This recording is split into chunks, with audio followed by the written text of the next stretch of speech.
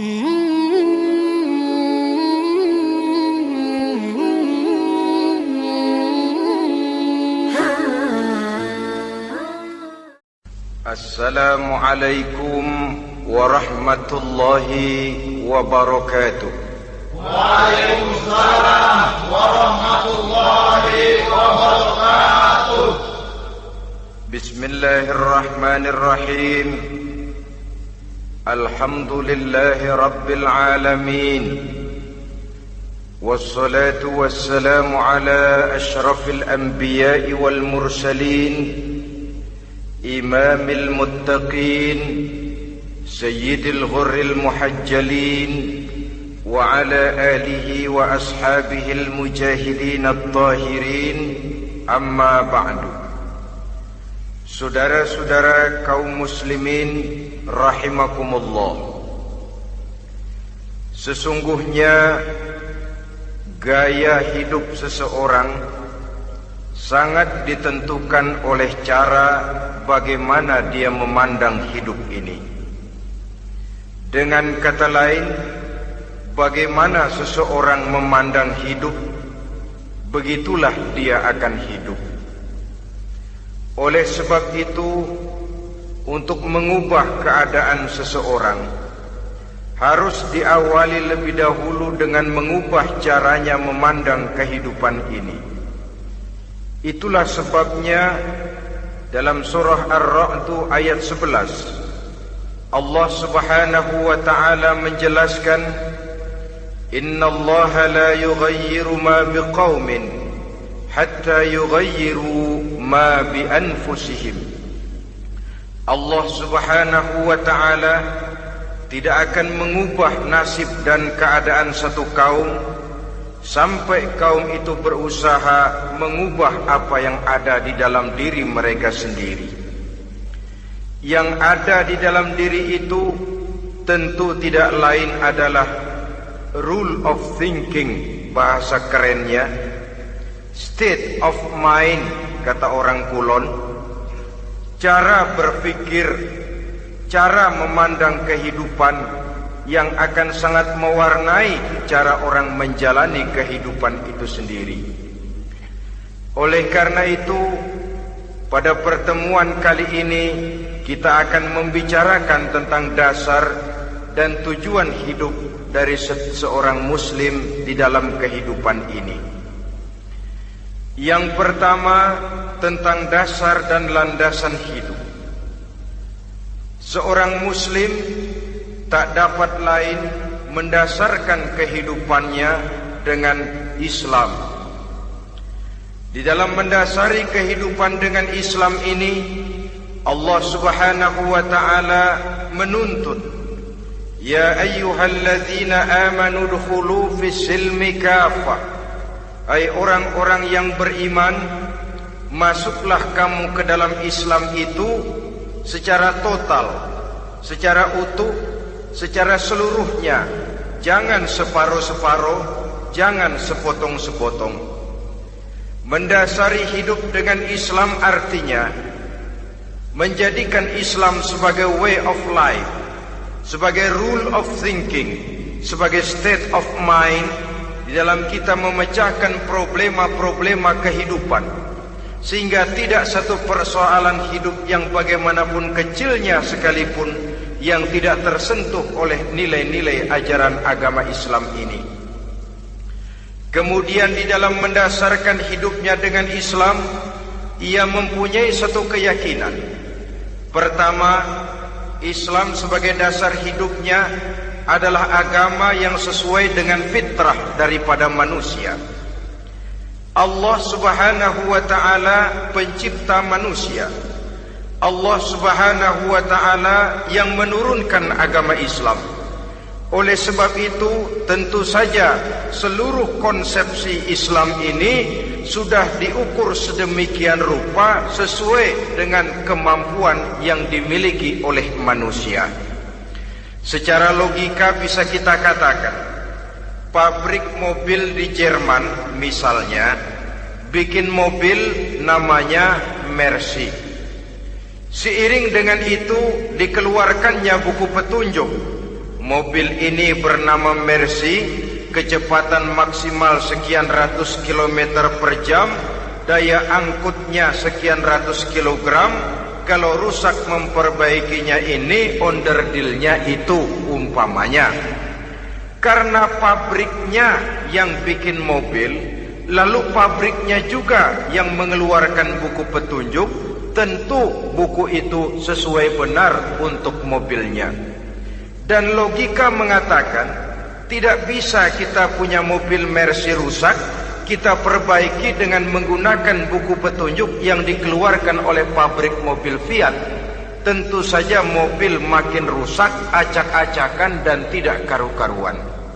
Ini artinya, jikalau manusia ingin baik, jikalau manusia ingin mencapai sesuatu yang bernama bahagia, dia harus mengikuti petunjuk yang dikeluarkan oleh yang menciptakan manusia.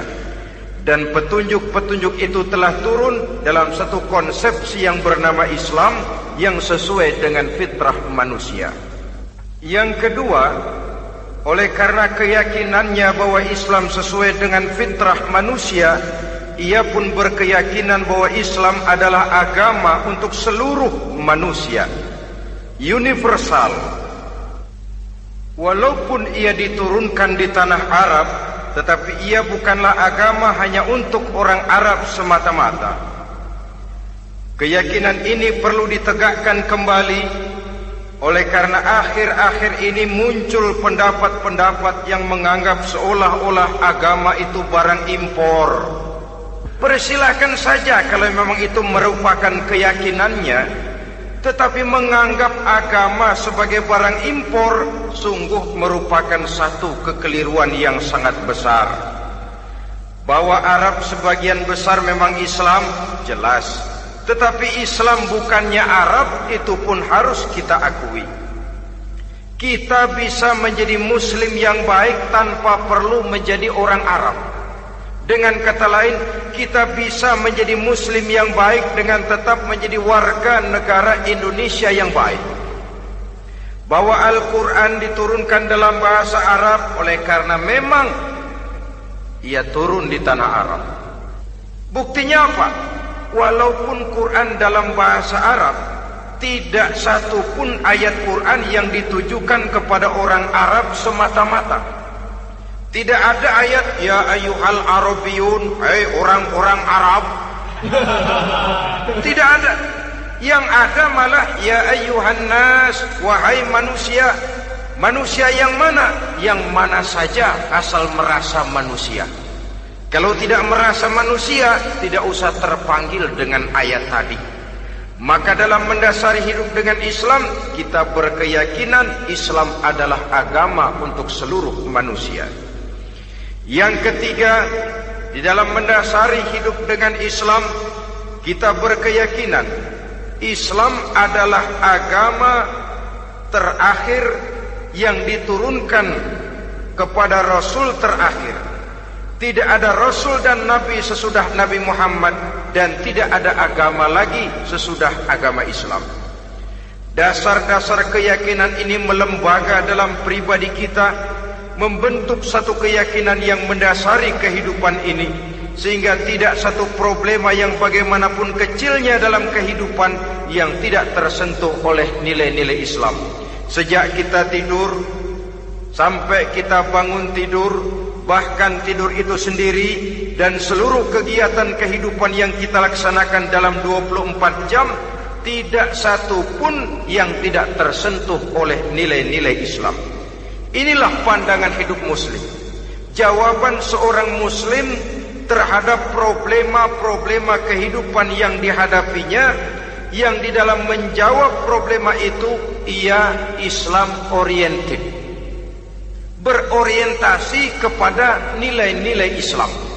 Apa kata Islam tentang pekerjaan yang dihadapinya? Halal kata Islam, halalah dia katakan. Haram kata Islam, haram dia katakan. Islam oriented. Barometer dalam perbuatannya tidak lain daripada nilai-nilai Islam itu sendiri. Dan kemudian di dalam mendasari kehidupan dengan Islam, ia berkeyakinan Islam adalah satu-satunya agama yang benar. Bahasa kerennya, Islam is the single one, the true religion behind the God. Satu-satunya. Keyakinan ini kelihatannya subjektif, tapi memang inilah pokok daripada kehidupan beragama. Saudara-saudara kaum muslimin rahimakumullah, kalau itulah dasar daripada kehidupan kita sebagai muslim, apa yang menjadi landasannya? Kalau dasar hidup kita Islam, maka landasan hidup kita tidak lain adalah Al-Quran dan sunnah Rasulullah sallallahu alaihi wasallam. Dunia penuh dengan orang-orang besar, dan setiap orang-orang besar itu mempunyai ajaran-ajaran yang pernah jaya, pernah dikumandangkan, didengung-dengungkan, naik ke panggung sejarah untuk kemudian tenggelam. Satu ajaran hanya akan langgeng, satu ajaran hanya akan tahan lama apabila dia turun dari sumber yang serba maha. Kalau dia turun dari manusia, maka sifatnya hanya musim. Yang namanya musim, saudara-saudara, namanya musim tidak bisa dilarang, tapi kalau sudah selesai habis sendirian. Itu musim namanya. Musim rambutan. Kalau datang musim rambutan, apa bisa dilarang? Gak boleh musim rambutan. Ya tidak bisa, dia akan tumbuh terus. Tapi manakala musimnya habis. Begitulah nasib dari ajaran yang nisbi, relatif dan temporer apabila dia bersumber dari manusia. Maka satu ajaran hanya akan langgeng, tahan lama apabila dia turun dari sumber yang serba maha. Dan itu sudah turun bernama Al-Quranul Karim. Sedangkan sunnah, saudara-saudara, merupakan penjelasan dari apa yang oleh Quran tidak dijelaskan dalam bentuk yang detail, melengkapi apa yang oleh Al-Quran hanya disebutkan dalam bentuk garis besarnya saja. Baik Quran maupun sunnah kita sebut merupakan dasar, landasan yang primer. Sedangkan untuk memahami Quran dan sunnah, kita memerlukan pendapat-pendapat orang yang ahli di bidang itu. Dalam hal ini kita sebut saja dengan ulama. Dan ini merupakan sumber yang sekunder dari landasan hidup kita sebagai seorang muslim. Dua rel ini, Quran dan sunnah, merupakan landasan di mana kereta api Islam ini berjalan. Quran dan sunnah. Saudara-saudara kaum muslimin rahimakumullah, oleh karenanya marilah kita menjadikan Quran dan sunnah ini sebagai imam di dalam kehidupan kita. Bukankah Rasulullah sallallahu alaihi wasallam pernah memberikan pilihan, man ja'alal Qur'ana amamahu qadahu ilal jannah wa man ja'alal Qur'ana khalfahu saqahu ilan nar. Siapa yang meletakkan Quran di depannya, dijadikannya Quran sebagai imam dan dia sebagai makmum, maka Al-Quran akan membimbing dia ke surga. Ya, surga di dunia ini, lebih-lebih lagi surga di akhirat nanti. Sebaliknya, wa man ja'alal Qur'ana khalfahu, siapa yang meletakkan Quran di belakangnya, dia belakangi ajaran dan konsepsi Al-Quran, dia tinggalkan perintah-perintah Al-Quran, maka Al-Quran yang dibelakanginya itu akan mendorong dia ke neraka. Neraka dunia, lebih-lebih neraka di akhirat nanti. Pilihan terserah kita. Jikalau kita mau menjadikan Quran sebagai imam, artinya kita menjadi makmum. Resikonya dimanapun, makmum wajib ikut imam. Imam takbir, makmum takbir, imam ruku, makmum ruku, imam i'tidal, makmum i'tidal. Jikalau Quran imam kita, dan kita adalah makmum, maka itu berarti jikalau ke barat komando Quran, ke barat kita pergi. Jikalau ke timur kata Quran, ke timur kita menuju.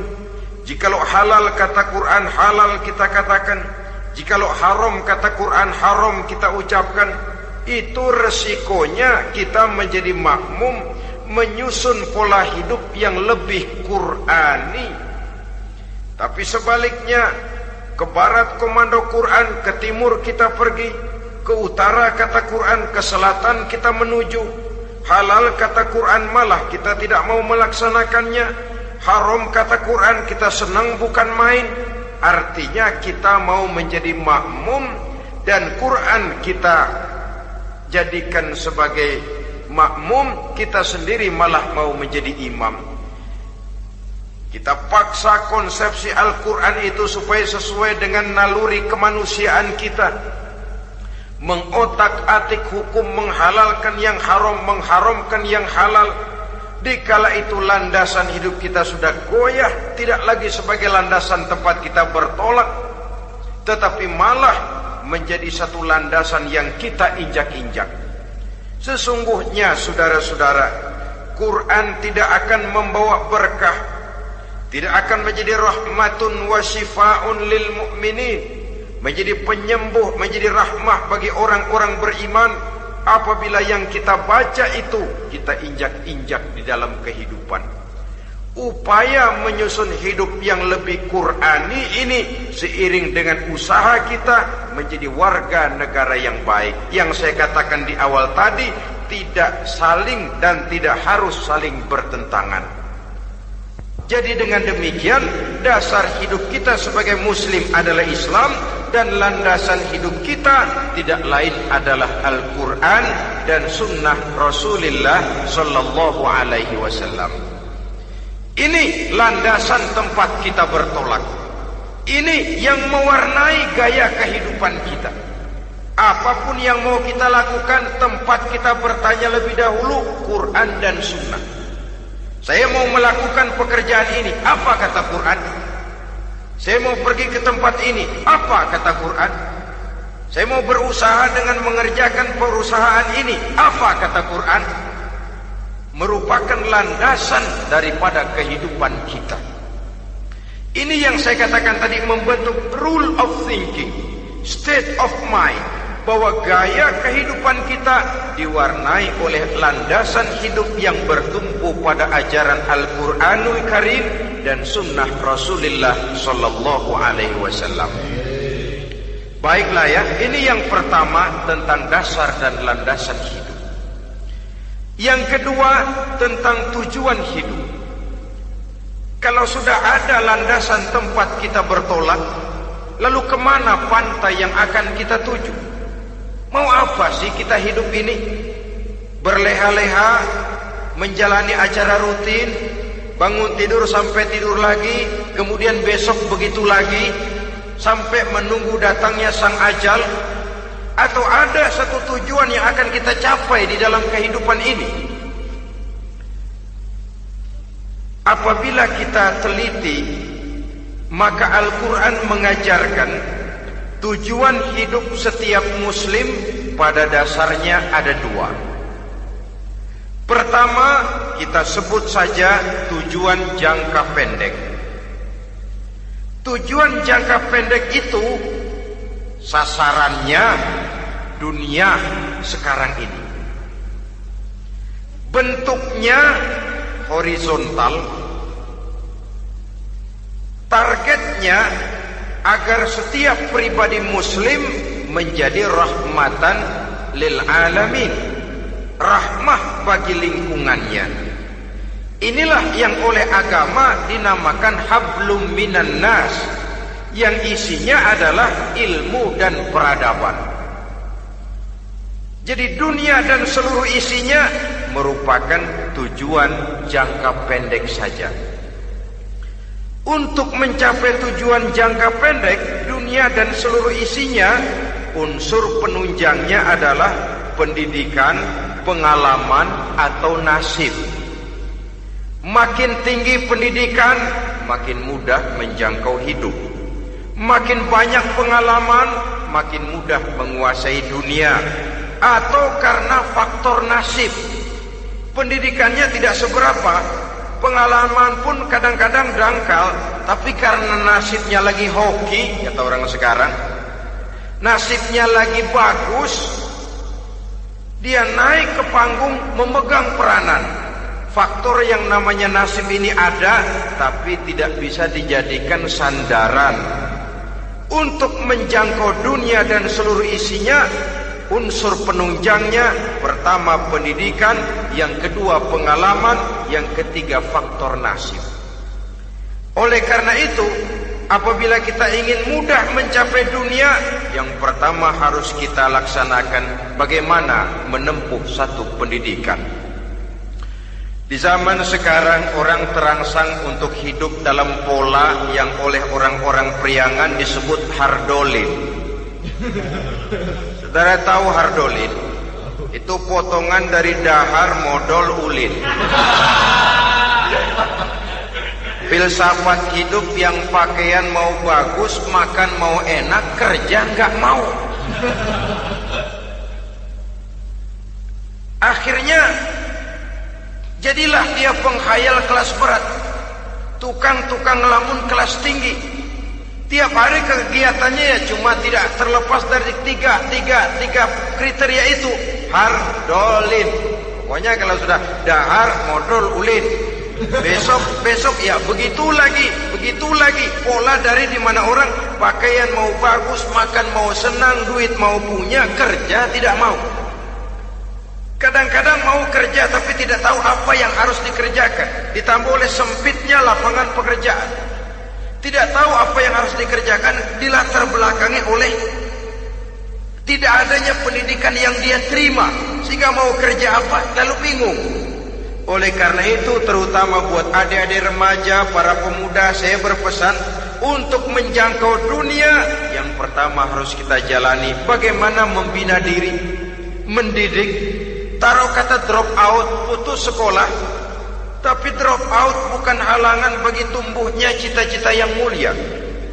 Bahkan ada orang bilang many a great man starts as a newspaper boy. Banyak orang-orang besar yang memulai pekerjaannya dagang koran. Putus sekolah bukan merupakan halangan bagi tumbuhnya cita-cita yang mulia. Dan tidak sedikit orang-orang besar yang tidak keluaran perguruan tinggi. Tidak sedikit orang-orang besar yang tidak merupakan produk dari perguruan tinggi tertentu, tapi kerajinannya belajar, banyak membaca, banyak bergaul, autodidak.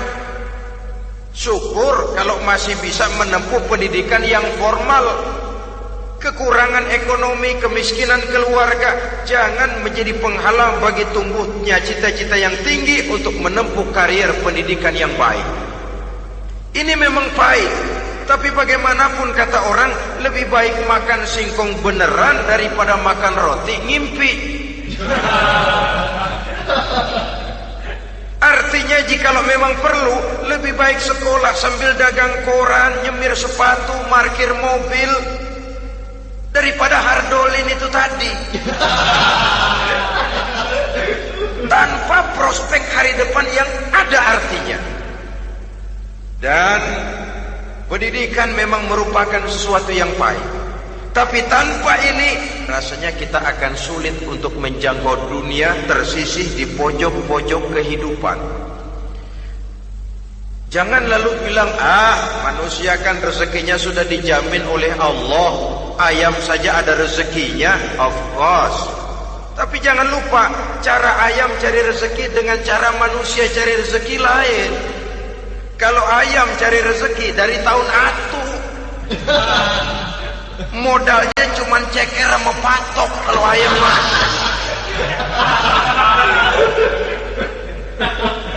asal bisa nyeker, bisa matok, ayam dapat rezeki. Pokoknya kertok dah. Tapi manusia cari rezeki, dia harus cari lapangan kerja. Lapangan kerja sulit. Sudah dapat lapangan kerja, harus punya keahlian. Untuk memperoleh keahlian harus dengan pendidikan. berhadapan lagi dengan saingan-saingan karena pasaran tenaga kerja. Tiap tahun puluhan kalau tidak ratusan ribu pasaran tenaga kerja yang masuk lapangan kerja. Ini kenyataan. Semakin ke depan oleh tingginya tensi ekonomi, oleh persaingan hidup yang makin tajam, oleh makin menggejalanya pola pikir industrialis yang membuat manusia individu, nilai-nilai semacam ini akan terasa makin berat. Oleh karenanya, tanpa pendidikan sulit untuk menjangkau dunia. Yang kedua, pengalaman, tenaga expert. Sehingga orang mengatakan experience is the best teacher. Pengalaman adalah guru yang paling bijaksana. Dengan pengalaman kita makin dewasa. Dan orang sering mengatakan kegagalan hakikatnya adalah keberhasilan yang tertunda. Jangan takut gagal, kalau itu akan mengantarkan kita kepada pola hidup yang lebih dewasa, lebih tegar, lebih sanggup menghadapi kesulitan-kesulitan. Dan faktor yang ketiga, nasib.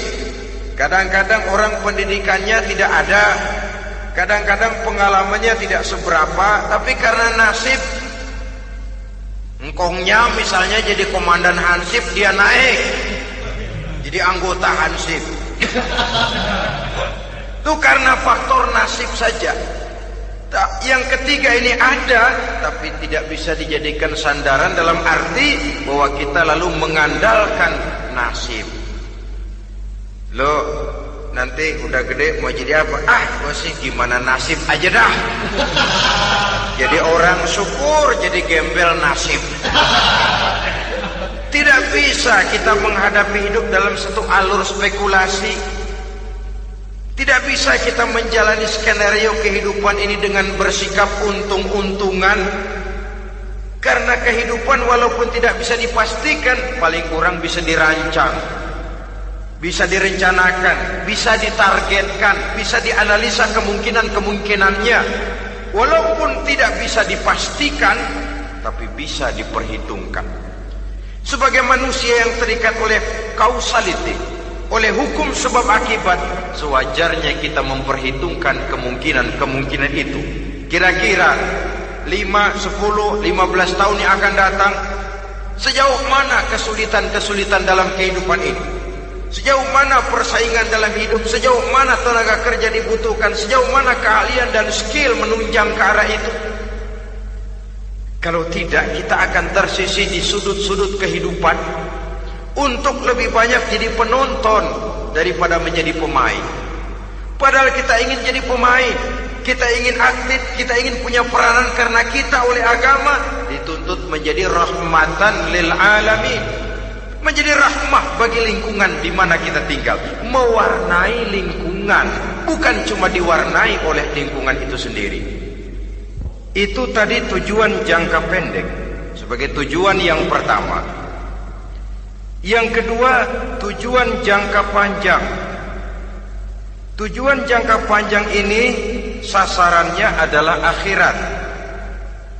Bentuknya vertikal, targetnya adalah mardhatillah atau ridho daripada Allah. Dan ini yang oleh agama dinamakan dengan hablum minallah, tali vertikal yang menghubungkan manusia langsung dengan Tuhannya. Untuk mencapai tujuan jangka panjang akhirat ini, unsur penunjangnya adalah prestasi ibadah. Kalau untuk tujuan jangka pendek, dunia dan seluruh isinya, pendidikan, pengalaman dan nasib memegang peranan yang sangat penting, maka untuk akhirat, pendidikan, pengalaman, nasib tidak punya pengaruh banyak. Unsur penunjangnya adalah prestasi ibadah. Bagaimanapun tinggi pendidikan, bagaimanapun banyak pengalaman, tanpa prestasi ibadah, nol besar kita dalam pandangan Allah Subhanahu wa ta'ala. Saudara-saudara kaum muslimin rahimakumullah, itu sebabnya seorang muslim sholat, puasa, haji, zakat, yang kalaupun ada target dunia itu cuma side effect saja, sekedar satu efek sampingan. Target utamanya tetap tujuan jangka panjang, akhirat dan ridho Allah. Kenapa kita sholat? Untuk mencari ridho Allah. Kenapa kita laksanakan ibadah haji? Untuk mencari ridho Allah. Kita bangun di keheningan malam untuk mencari ridho Allah. Kalau ada akibat dunia, itu cuma akibat sekunder saja. Ada misalnya orang karena tekun ibadah rezekinya lancar, itu baru persekot, baru tanda jadi. Kadang-kadang persekotnya saja sudah nikmat kok, apalagi cashnya, kontannya. Sebaliknya kalau ada orang rajin ibadah rezekinya seret, jangan jadi alasan. Kok lu nggak sembahyang? Alah, tetangga gua rajin sembahyang melarat terus. Ya memang sholat itu bukan dengan target dunia, target akhirat, saudara-saudara. Oleh sebab itu, seorang muslim adalah seorang yang berpandangan luas, berjiwa lapang. Maksudnya apa? Tujuan jangka pendek dan jangka panjang ini harus dia raih kedua-duanya. Ini yang oleh Al-Quran diajarkan agar setiap muslim mencapai fid dunya hasanah wa fil akhirati hasanah. Kebaikan di dunia, kebaikan di akhirat, itu arti hasanah. Jangan macam orang dulu, punya istri dua pergi haji. Yang satu yang muda istrinya namanya Hasanah, yang satu namanya Khadijah. Waktu tawaf keliling Ka'bah, si suami ini nggak bisa doa apa-apa kecuali Rabbana Atina itu. Tiap putaran Rabbana Atina fid dunya hasanah wa fil akhirati hasanah. Putaran kedua Rabbana Atina fid dunya hasanah wa fil akhirati hasanah. Ini istri tuanya yang namanya Khadijah dengerin aja. Akhirnya di satu saat dia colek suaminya, "Bang, mentang-mentang Hasanah bini muda disebutin melulu, saya dong disebutin dalam doa." "Iya deh, ntar putaran selanjutnya." Suaminya blow on juga. Putaran kedua dia baca Rabbana Atina fid dunya hasanah wa fil akhirati Khadijah. Saudara-saudara, itu makna refleksi daripada doa tadi itu, doa sapu jagat. Kita ingin fid dunya hasanah wa fil akhirati hasanah. Tujuan jangka pendek dunia tercapai, tujuan jangka panjang akhirat dan ridho Allah juga tergapai. Oleh sebab itu Al-Quran menjelaskan, wabtaghi fima atakallahu ad-daral akhirah wa la tansa nasibaka minad dunya. Dengan karunia yang diberikan Allah kepadamu, carilah bahagia akhirat. Wala tansa nasibaka minad dunya, tetapi jangan lupakan bagianmu dalam kehidupan di dunia ini. Cari akhirat, utamakan akhirat dengan tidak usah melupakan jatahmu di dunia. Kenapa saya katakan seorang muslim berjiwa besar? Sebab andai kata dia gagal mencapai tujuan jangka pendek, andai kata dia gagal di dunia, dan dia oleh Islam diajarkan jangan sampai gagal, tapi andai kata dia gagal, dia masih punya tujuan jangka panjang, akhirat dan ridho Allah.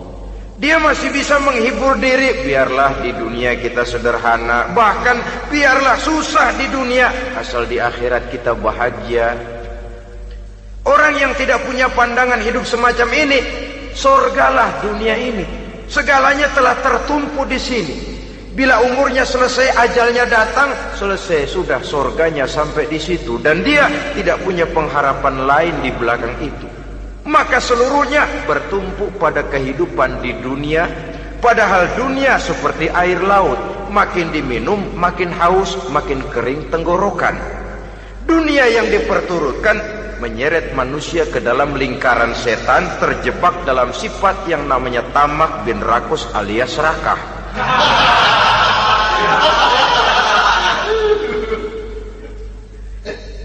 Andai kata dia gagal untuk tujuan jangka pendek, dia masih punya tujuan jangka panjang, akhirat.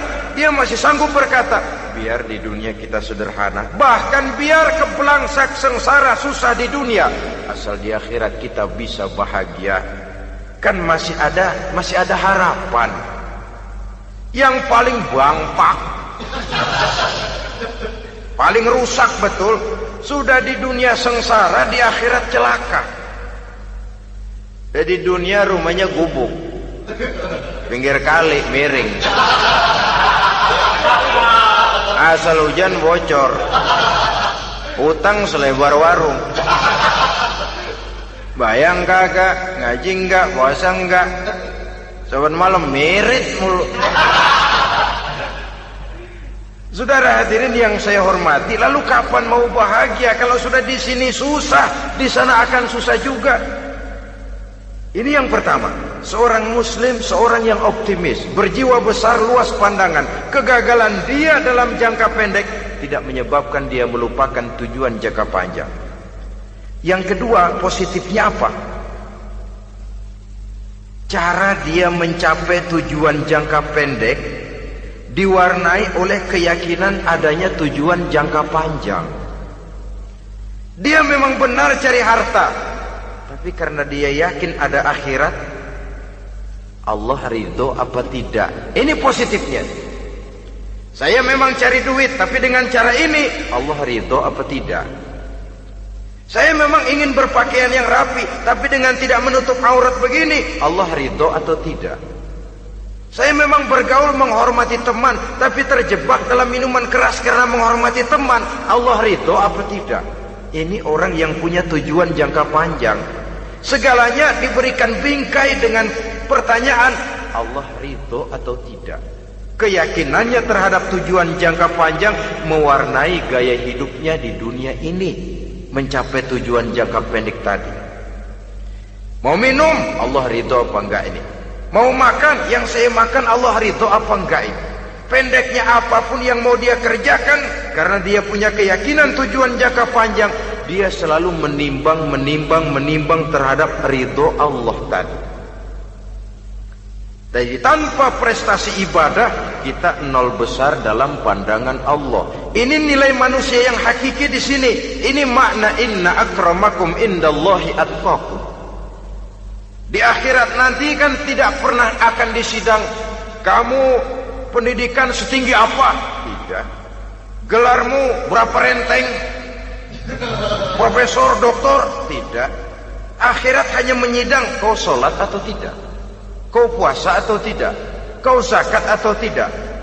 Diberikan kamu harta yang banyak, dari mana kau dapat, kemana kau belanjakan. Prestasi ibadah itu yang ditanya. Setinggi apa pendidikan, sebanyak apa pengalaman, no problem, tidak jadi masalah di akhirat itu. Prestasi ibadah itu yang akan kita persembahkan di hadapan Allah. Itu makna inna akramakum indallahi atqakum. Kerbau dinilai dari dagingnya, makin gemuk makin mahal harganya. Tapi ada perkutut lebih mahal dari kerbau. Perkutut itu mahalan mentahnya loh daripada matangnya. Karena harga perkutut pada suaranya. Lalu di mana harga manusia? Yang paling gemuk? Tidak. Suaranya, oh kalau manusia dinilai dari suaranya, barangkali Madonna nomor awal masuk surga. Hanyalah dengan prestasi ibadah kita bisa mencapai tujuan jangka panjang, akhirat dan ridho Allah. Nah, baiklah ya. Kalau sudah jelas bahwa kita punya dua tujuan jangka hidup, jangka pendek dan jangka panjang, bagaimana Islam mengajarkan kita meraih dua ini? Pada prinsipnya Islam mengajarkan sistem keseimbangan. Dalam berbagai aspek kehidupan, keseimbangan ini nampak dengan nyata diajarkan oleh agama kita. Seperti ayat yang saya bacakan tadi. Dengan karunia yang diberikan Allah kepadamu, cari negeri akhirat, tapi jangan lupakan bagianmu di dunia ini. Dalam bentuk yang lebih nyata, bekerjalah untuk duniamu seolah kau akan hidup buat selamanya, tapi bekerjalah buat akhiratmu seolah kau akan mati besok. Manifestasinya dalam kehidupan, misalnya orang kaya diperintah membantu yang miskin, tapi orang miskin dianjurkan berusaha. Jangan mengandalkan hidup kepada yang kaya, seimbang. Kamu kaya, betul Pak, bantu yang miskin. Kamu miskin, iya Pak, berusaha, seimbang. Tuan rumah diwajibkan menghormati tamu, tamu diwajibkan tahu diri, seimbang. Jadi bagaimana kalau sudah kita bekerja di sawah, di ladang, di pasar, di kantor, anggap kita akan hidup selamanya agar timbul gairah kerja. Tapi kalau sudah sholat, anggap kita akan mati besok supaya timbul khusyuknya. Nah, titik tekannya di mana? Stresnya itu. Walaupun Islam mengajarkan sistem keseimbangan, tapi Al-Quran tetap menggarisbawahi walal akhiratu khairul laka minal, bahwa bagaimanapun seimbangnya, akhirat itu lebih utama daripada dunia. Bagaimana implementasinya? Kata orang-orang tua, kalau kita menanam padi, rumput pasti tumbuh, tapi nanam rumput jangan mimpi tumbuh padi. Maksudnya apa?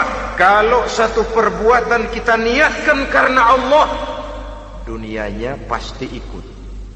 Tapi kalau satu perbuatan diniatkan karena dunia semata-mata, akhirat akan hilang. Sebab itu, biasakanlah berbuat sesuatu baik untuk tujuan jangka pendek, lebih-lebih untuk tujuan jangka panjang, dengan motif lillahi ta'ala. Jadi saya ulangi, satu perbuatan kalau sudah diniatkan karena Allah, dunia biasanya ikut. Tapi kalau diniatkan karena dunia semata-mata, akhirat akan luput. Padahal itu titik tekannya, walal akhiratu khairul laka minal ula. Saudara-saudara kaum muslimin rahimakumullah, ini tujuan hidup. Jadi landasan tempat kita bertolak sudah jelas, pantai yang akan kita tuju dalam kehidupan ini juga sudah nyata. Kita ingin mencapai apa yang dinamakan fid dunya hasanah wa fil akhirati hasanah. Untuk itu perlu ada keseimbangan, tetapi titik tekannya tetap akhirat lebih utama daripada kehidupan dunia ini. Sekarang kalau sudah ada dasar hidup, sudah ada tujuan yang akan kita capai, tentu harus ada alat untuk mencapainya. Semuanya perlu sarana. Bahkan pada hakikatnya dalam kaidah usul fikih, para ulama mengajarkan lil wasail hukmul maqasid. Sarana dan tujuan hukumnya sama. Ini mestinya mendidik umat Islam jadi pinter. Jangan cuma berpikir melaksanakan satu pekerjaan, tapi juga berpikir menciptakan sarana untuk terwujudnya pekerjaan itu. Misalnya umat Islam wajib pergi haji kalau mampu, kan begitu toh? Kalau dia umat Islam Indonesia, tentu pergi hajinya ke Mekah. Mekah, Jeddah, Mekah, Indonesia, perlu sarana angkutan untuk sampai ke sana. Kapal laut, kapal udara. Artinya umat Islam harus maju di bidang teknologi, bisa menciptakan pesawat, bisa menciptakan kapal laut, sarana yang akan menyampaikan dia untuk bisa melaksanakan ibadah haji. Selama ini kita bertumpu kepada pemikiran, pokoknya kan yang penting gue pergi haji, pakai apa kayak gue punya duit. Dari segi pribadi memang barangkali begitu. Tapi sebagai umat yang harus mencapai kemajuan, apabila diperintahkan melaksanakan sesuatu, kita pun hakikatnya dituntut menciptakan sarana untuk menunjang pelaksanaan sesuatu itu sendiri. Agama mengajarkan an-nazafatu minal iman, kebersihan sebagian daripada iman. Siapa yang menciptakan mesin cuci? Sabun-sabun kelas, deterjen, rinso dan lain sebagainya. Siapa yang menciptakan air condition, pembersih ruangan? Kita hanya berpikir pokoknya kan bersih, mau pakai apa kek. Kita jarang yang berpikir kepada pewujudan teknologi modern untuk menerjemahkan hadis itu. Syukurlah belakangan ini sudah muncul teknokrat-teknokrat muslim yang dijiwai oleh semangat Al-Quran membuka tabir rahasia konsepsi Islam di lapangan teknologi modern yang makin lama makin menunjukkan tuntutan kebutuhan daripada umat itu sendiri. Dengan demikian, apabila ada tujuan hidup, kita memerlukan alat untuk mencapai tujuan tadi. Supaya tujuan fid dunia hasanah wa fil akhirati hasanah tercapai, apa alat yang harus kita pakai? Kita lihat surah At-Taubah ayat 111 memberikan jawaban. Innallaha ashtara minal mu'minina anfusahum wa amwalahum bi anna lahumul jannah. Sesungguhnya Allah telah membeli dari orang-orang beriman diri mereka, harta mereka, bahwa sesungguhnya bagi mereka adalah surga. Coba kita simak ayat ini sejenak, akan nampak dengan jelas bahwa ayat ini hakikatnya merupakan satu transaksi yang nyata benar antara kita dengan Allah. Transaksi jual beli sudah terjadi, dan itu langsung dengan Allah, tertuang dalam pernyataan Quran. Pembeli Allah, penjual kita orang-orang beriman, dagangannya adalah anfus dan amwal, harganya adalah surga. Itu sudah tanda tangan pernyataan kita siap jual beli ya Allah. Apalagi baiat kita apa? Inna solati wa nusuki wa mahyaya wa mamati lillahi rabbil alamin. Solatku, ibadahku, hidup dan matiku cuma untuk Allah Tuhan seru sekalian alam. Minimalnya 5 kali sehari semalam baiat ini kita ulang dan kita ulang. Kenapa lalu kita tidak konsekuen? Dalam konteksnya dengan persoalan, maka alat hidup kita itu ada 2. Pertama, anfus. Ini bentuk mufrad dari jamaknya, bentuk jamak dari mufrad nafsun. Biasa diterjemahkan dengan diri. Yang dimaksud dengan diri adalah kepribadian. Yang dimaksud dengan kepribadian ialah kekayaan yang kita miliki dalam kepribadian kita. Artinya bisa tenaga, pikiran, konsep, gagasan, wewenang, ide, pangkat, jabatan, kemampuan, keahlian, skill, itu semuanya masuk ke dalam anfus, diri. Sedangkan amwal bentuk jamak dari mufrad malun, biasa diterjemahkan dengan harta.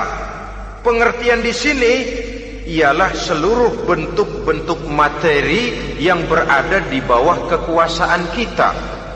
Bisa rumah, bisa uang, bisa tanah, bisa kebun, bisa pabrik, bisa peternakan, itu semuanya amwal.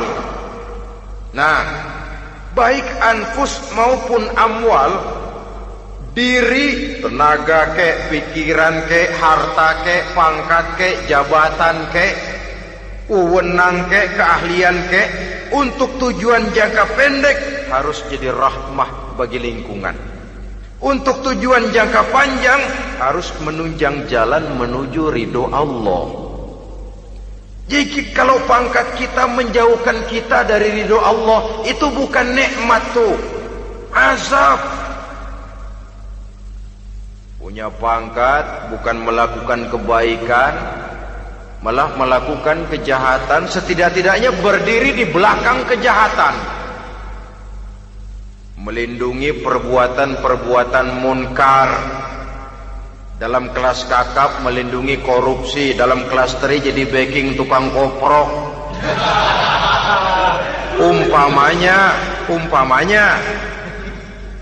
Itu sudah menyalahi. Alat tidak digunakan untuk mencapai tujuan. Itu untuk tujuan jangka pendek. Lalu amwal, harta, uang, tanah, rumah, kebun, untuk tujuan jangka pendek harus menjadi rahmah bagi lingkungan.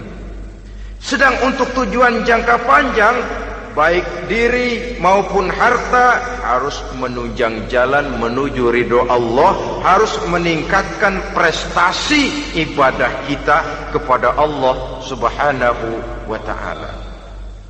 Malah yang namanya amwal ini tanggung jawabnya lebih berat loh saudara. Kalau saudara diberikan ilmu, sidang akhirat cuma satu. Ilmumu kau amalkan untuk apa? Saudara diberikan umur panjang, pengadilan akhirat cuma bertanya satu, umurmu kau habiskan di mana?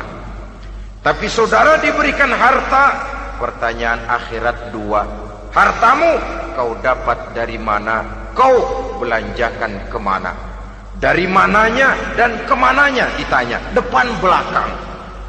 Wah, kadang-kadang kan ada orang hartanya didapat dari jalan yang halal, dibelanjakan di jalan haram. Kerja peras keringat banting tulang setengah mati, begitu dapat duit beli buntutan, muter-muter kertas cari kode. Didapat dari jalan halal, dibelanjakan di jalan haram. Atau didapat dari cara yang haram, dibelanjakan di jalan yang baik. Menang judi, nyumbang pesantren. Nabi mengajarkan innallaha thayyibun la yaqbalu illa thayyib. Allah itu baik dan hanya menerima yang baik-baik saja. Tidak bisa mencuci kain dengan air najis. Kain akan tetap kotor. Saudara-saudara kaum muslimin rahimakumullah. Oleh karenanya masalahnya terpulang kepada kita, pandai-pandailah membagi orientasi. Suatu saat tenggelam kita dalam kesibukan dunia dan seluruh isinya untuk mencapai tujuan jangka pendek. Lain saat tenggelam kita memfanakan diri untuk mencapai tujuan jangka panjang, akhirat dan ridho Allah. Karena kehidupan ini bukan berjalan tanpa batas. Umur ini bukan satu karunia tanpa pertanggungan jawab. Satu saat setuju atau tidak, rela atau terpaksa, kita akan sampai kepada garis finish daripada perjalanan kehidupan dunia ini, yang memang merupakan satu perjalanan panjang, a walking tall. Kata orang Kulon, a walking tall, satu jalan yang demikian jauhnya. Entoh kita akan sampai ke garis finish. Bila datang ajal, senja kehidupan datang, malam menyelimuti. Datangnya tidak pernah kita sangka, tapi sekali dia datang, tidak satu kekuatan yang bisa menolak. Kehadirannya tidak pernah kita harapkan, tapi satu kali dia datang bertamu, pasti terjadi. Dan itu pasti akan kita temui. Alangkah malangnya pada saat kembali itu datang, kita tidak punya prestasi ibadah. Lalu apa artinya prestasi dunia? Apa artinya tujuan jangka pendek kalau kita harus kehilangan tujuan jangka panjang? Rumah kita yang besar, pangkat kita yang tinggi, harta kita yang banyak, bisakah menolong kita untuk kalau sudah kumpul di padang mahsyar nanti? Malaikat, jangan gebugin saya, rumah saya harga 2 miliar.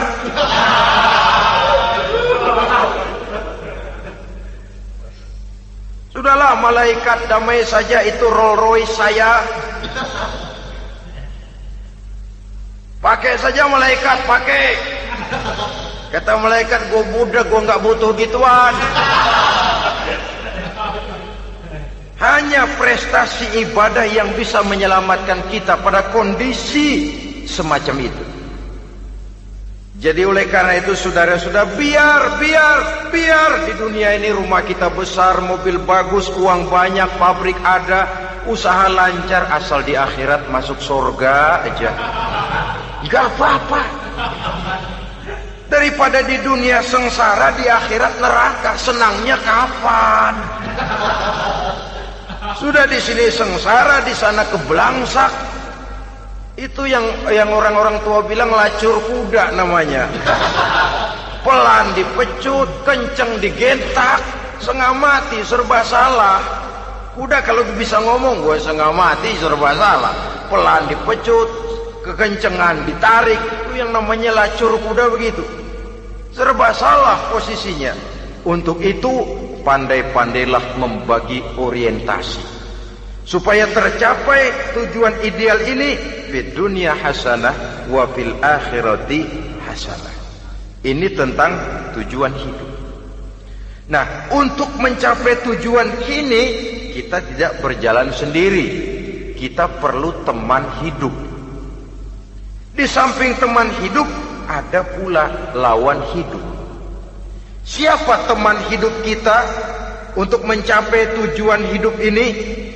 Dalam arti sempit, teman hidup kita suami istri yang taat kepada Allah. Suami istri lebih dari sekedar satu pasangan, juga saling melengkapi, merupakan bagian daripada kehidupan. Suami adalah teman istri, istri adalah teman suami untuk mencapai tujuan hidup tadi, mencapai fid dunya hasanah wa fil akhirati hasanah. Seiring, seirama, selaras, serasi, seimbang, kata orang sekarang. Teman dalam arti sempit. Adapun teman dalam arti luas, setiap orang yang pandangan hidupnya sama dengan kita, setiap orang yang akidahnya sama dengan kita, terlepas dari suku bangsa apapun, warna kulit apapun, bahasa apapun, jikalau keyakinannya sama, pandangan hidupnya sama, dia adalah saudara kita dalam artian yang luas. Islam tidak kenal teritorial, maka tidak ada itu Islam Jepang. Ya walaupun secara formalnya ada, tapi informal Muslim adalah Muslim, diikat dengan akidah. Itu teman hidup. Lalu lawan hidup siapa? Pertama iblis, dalam segala bentuk dan implementasinya. Yang kedua, setiap orang yang pandangan hidupnya tidak sama dengan kita secara ideologis, itulah lawan hidup kita. Maka yang teman jadikan teman, yang lawan jadikan lawan. Jangan teman dijadikan lawan, lawan dijadikan teman. Itu namanya kopiah dipasang di kaki, pak bakyak naik ke jidat. Wajar kalau kepala lalu jadi benjol. Salah milih teman, salah cari lawan. Salah milih teman, salah cari lawan. Akibatnya kita yang akan susah di kemudian hari nanti. Saudara-saudara kaum muslimin rahimakumullah, oleh karenanya pandai-pandailah dalam hidup ini. Yang teman jadikan teman, yang lawan jadikan lawan. Kalau lawan kita jadikan teman, sementara teman kita jadikan lawan, dan itu yang banyak terjadi dalam praktek kehidupan, kita tidak akan bisa mencapai tujuan, karena akan tertarung di kaki sendiri. Nah, ini sajalah yang kita bicarakan pada pertemuan kali ini. Mudah-mudahan ada manfaatnya. Terima kasih atas segala perhatian. Mohon maaf atas segala kekurangan. Usikum wa nafsi bitaqwallah. Wassalamualaikum warahmatullahi wabarakatuh. Waalaikumsalam warahmatullahi wabarakatuh.